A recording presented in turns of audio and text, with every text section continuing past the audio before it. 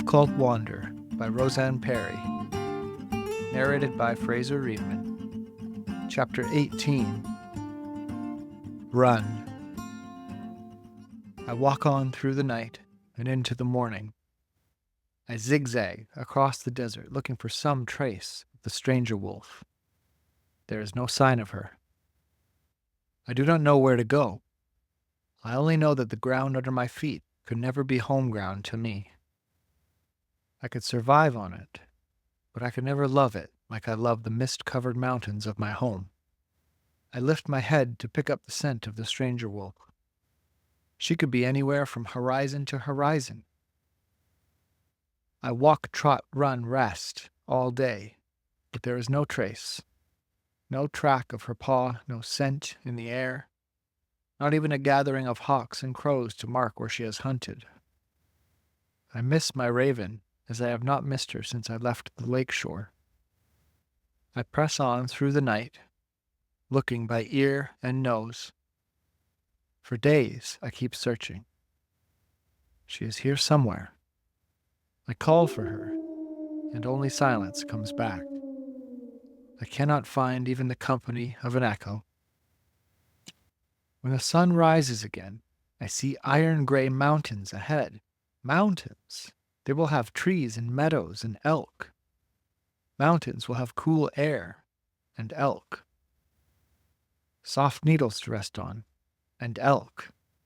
Cold water to drink and endless packs of deer and elk. If there are any wolves in this wide, empty land, they will be in the mountains. The stranger wolf sees the mountains. She will want them as much as I do. I journey on, my hope rekindled.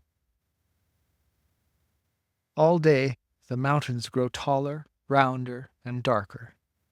The wind picks up.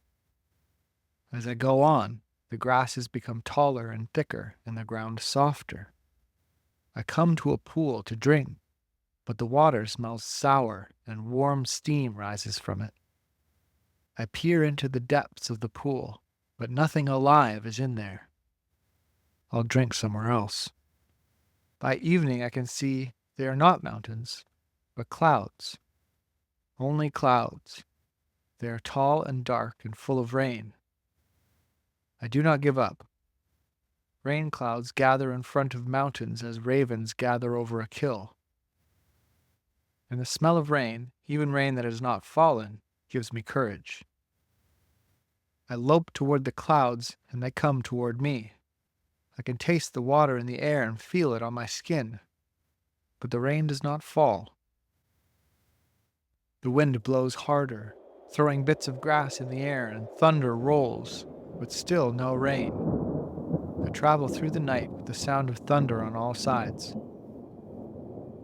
Flashes of lightning dazzle my eyes. Fire weather, Growl would call it. On a summer day, when a plume of smoke rose up from the forest after lightning, he would gather us pups together and tell us about the fire that made him lame, about the patch on his rear quarter where fur would not grow again, about the run of his life. Fire doesn't care how brave you are, Growl would say. Fire doesn't care how strong you are, he would say again, because Sharp was never listening. He would go on and on. Fire runs up a slope. Fire waits a moment at the top of a ridge. And always, always, you must seek water. I sample the air. In front of me, the air is clean, but a steady headwind hides all smells behind me. And there is no lake to shelter in if fire comes. I can only hope for rain. I dream of rain when I stop to rest. I can smell it in my memory. But rain does not fall. In the morning, the clouds are taller and blacker than before. They have passed behind me. I press on, more thirsty than hungry. Along the horizon is a rising ridge, darker than the rest. Mountains? I have been fooled before, but I journey on with hope. By midday, the wind swings around and brings the sound of thunder and great crackling claps of lightning. My fur stands on end. The pulse of sound pushes me onward. There's still no rain. I listen and smell for it. No rain, but another sound, a steady roar and pop. I turn and see smoke. Smoke. A wash of dread flashes through me from nose to tail. It freezes my paws to the ground while I search for an escape route. Smoke can fool you. It steals away your smell, slows your run, and chokes your breath. It hides the safe path from you and makes you fall. The fire behind the smoke is even worse. It can roar like a bear and run just as fast.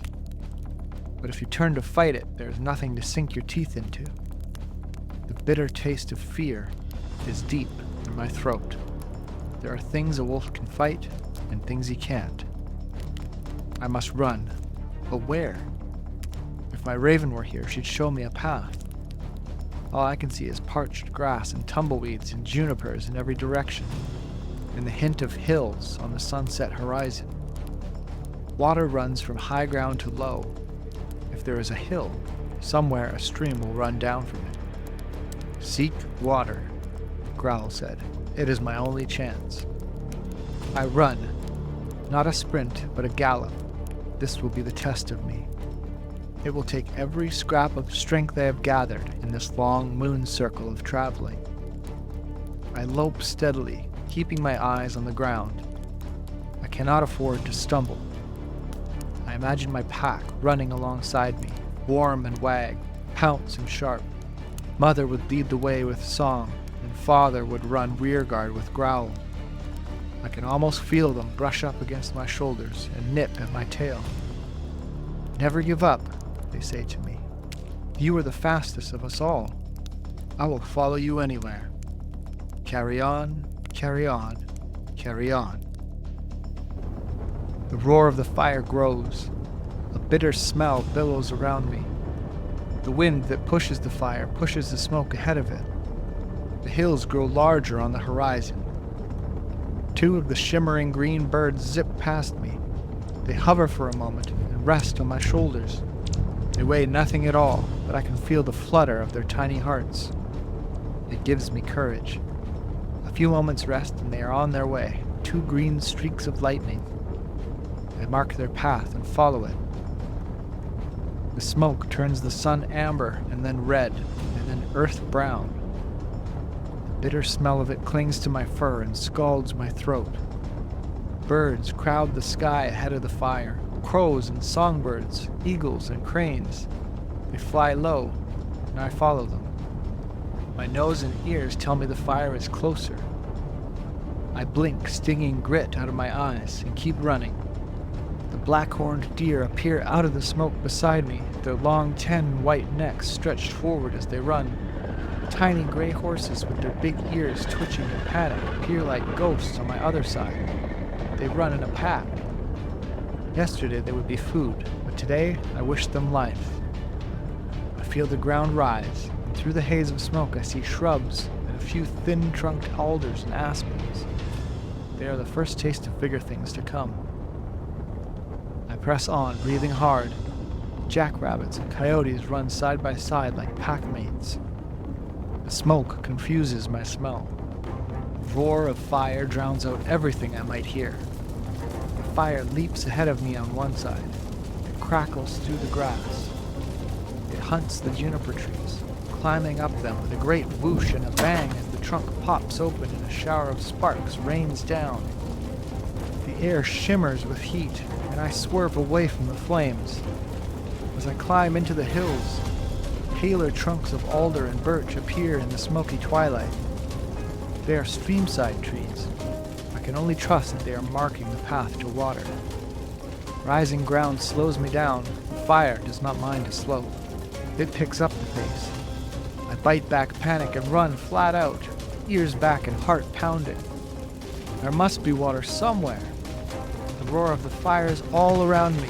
I hear the snap and boom of burning trunks, the crackle and hiss of burning needles. Fire leaps from one tree to the next, raining down sparks and flaming branches. I dodge away. Another burning branch flies through the air and lands on my path. I dodge again. Flames light up the smoke-darkened sky and cast flickering shadows. My shoulder begins to ache as the land rises more steeply. There is a ridge line ahead. I make for it, hoping Growl was right. Sparks eat into my fur like biting flies. The rabbit running beside me stumbles, rolls ears over tail to a stop. I do not stop, but I hear him scream. Runners around me stumble. I fight to keep my feet. The wind lifts burning weeds and grass and branches swirling into the air. They form a great spinning plume of fire, taller than the trees, taller than clouds. It sweeps across my path. I duck away and it swirls toward me again, cutting off my escape.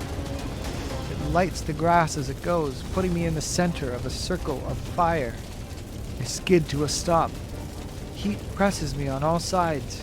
My nose and lips blister and crack. Everywhere I turn, there's no escape. My throat is too dry for a howl, too dry for even a whimper. Carry on. My father's voice is in the beating of my heart. I am desperate to go, but which way? I turn and turn again. I cannot see beyond the flames. Carry on. I will not bow down to this fire. I cannot. Even as the unburned circle of grass where I stand grows smaller, I squeeze my eyes shut against the wind. The ground under my feet slopes down. Water will flow down. I turn to the downhill side of the ring. Eyes still closed, I gather myself for a great spring. I burst through the swirling circle of fire. I hit the ground on a downhill slope. I roll over and over in the dirt until the smell of burning fur is gone. I spring to my feet and run. The fire is on my heels, scorching my paws. Fire is above my head, singeing my fur. Burning branches topple and light up more trees. The ground gets steeper, and I pour on the speed. Carry on, carry on.